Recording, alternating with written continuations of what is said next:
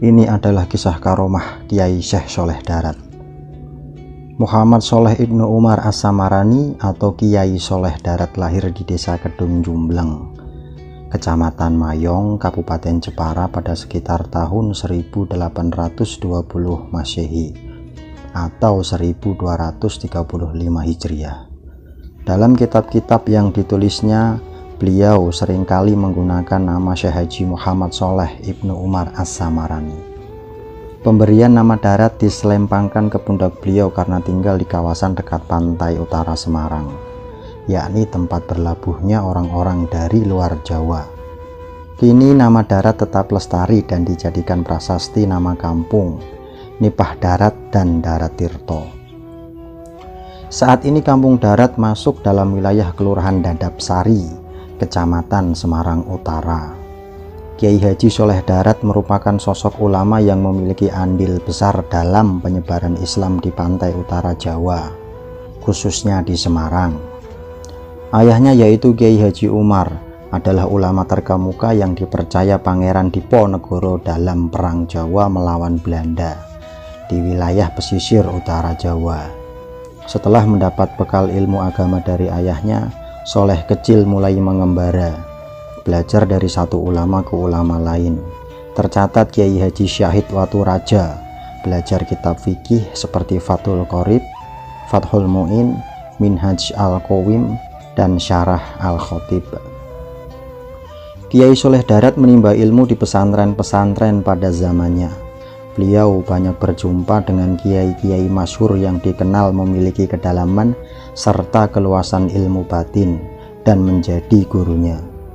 Di antara nama kondang tersebut adalah salah satunya Kiai Haji Muhammad Syahid yang merupakan cucu dari Syekh Ahmad Mutamakin, seorang ulama asal Desa Kajen, Margoyoso Pati, Jawa Tengah, yang hidup di zaman Mataram Kartosuro pada sekitar abad ke-18.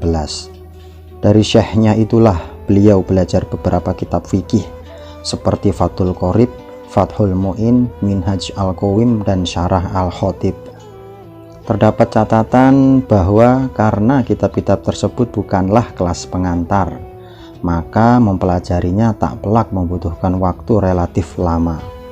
Safari perjalanan keilmuannya berlanjut kepada Kiai Raden Haji Muhammad Soleh Ibnu Asnawi di Kudus. Daripadanya beliau mengkaji kitab Jalalain As-Suyuti. Di Semarang beliau mendalami nafsu dan sorof. Di Semarang beliau mendalami nahwu dan sorof dari Kiai Iskak Damaran. Kemudian belajar ilmu falak dari Kiai Abu Abdillah Muhammad Al-Hadi Ibnu Bakuni. Berlanjut kepada Ahmad Bafaqih Balawi demi mengkritisi kajian Jauhar At-Tauhid buah karya Syekh Ibrahim Al-Lakoni dan Minhaj Al-Abidin karya Imam Al-Ghazali. Masih di Kota Lumpia Semarang, kitab Masail Asyitin karya Abu Abbas Ahmad Al-Misri, sebuah depiksi tentang ajaran dasar Islam populer di Jawa sekitar abad ke-19, dicernanya dengan tuntas dari Syekh Abdul Al-Ghani. Tak pernah puas haus akan ilmu, itulah sifat setiap ulama. Demikian pula beliau, nyantri kepada Kiai Syada dan Kiai Murtado pun dijalaninya yang kemudian menjadikannya sebagai menantu.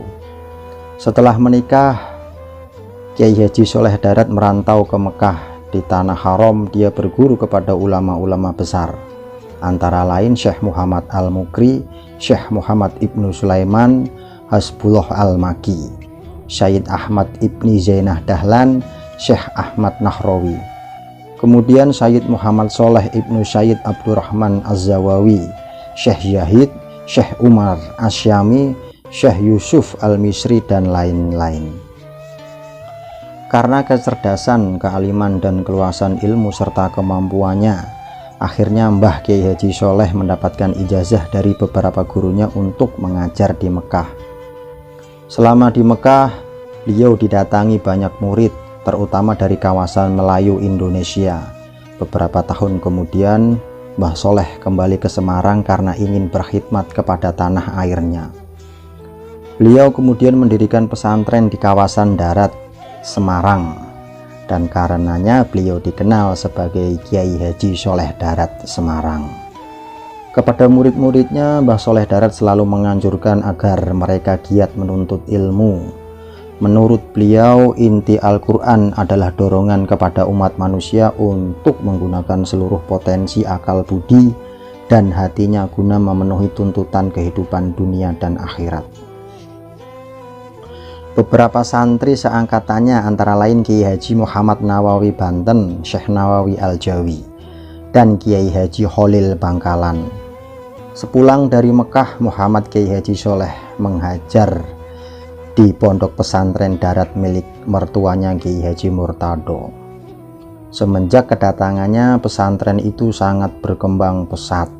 Di pesantren inilah lahir ulama-ulama seperti Hadratus Syekh Hasyim Asy'ari, sang pendiri Nahdlatul Ulama, Kiai Haji Mahfud Termas yang pakar hadis dan pendiri pesantren Termas Pacitan. Kemudian Kiai Haji Ahmad Dahlan, sang pendiri organisasi Muhammadiyah, Kiai Haji Idris, pendiri pesantren Jamsaren Solo, dan Kiai Haji Sya'ban, sang ahli ilmu falak yang tersohor, Kiai Haji Bisri Samsuri, Kiai Haji Dalhar. Salah satu muridnya yang terkenal tetapi bukan dari kalangan utama adalah Raden Ajeng Kartini. Karena Raden Ajeng Kartini inilah Mbah Sholeh Darat menjadi pelopor penerjemah Al-Quran ke bahasa Jawa. Menurut catatan, cucu Kiai Sholeh Darat, Raden Ajeng Kartini, pernah punya pengalaman tidak menyenangkan saat mempelajari Islam. Guru ngajinya memarahinya karena bertanya tentang arti sebuah ayat Al-Quran. Kemudian ketika berkunjung ke rumah pamannya, seorang Bupati Demak, Raden Ajeng Kartini menyempatkan diri mengikuti pengajian yang diberikan oleh Mbah Kiai Haji Sholeh Darat. Saat itu beliau sedang mengajarkan tafsir surat Al-Fatihah. Raden Ajeng Kartini menjadi amat tertarik dengan Mbah Sholeh Darat. Dalam sebuah pertemuan, Raden Ajeng Kartini meminta agar Al-Quran diterjemahkan, karena menurutnya tidak ada gunanya membaca kitab suci yang tidak diketahui artinya. Tetapi pada waktu itu penjajah Belanda secara resmi melarang orang menerjemahkan Al-Quran. Mbah Sholeh Darat melanggar larangan ini.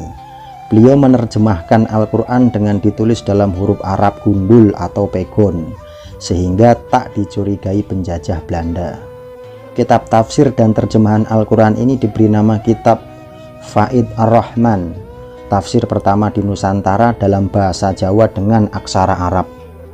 Kitab ini pula yang dihadiahkannya kepada Raden Ajeng Kartini pada saat dia menikah dengan Raden Mangkujoyo Diningrat, seorang Bupati Rembang.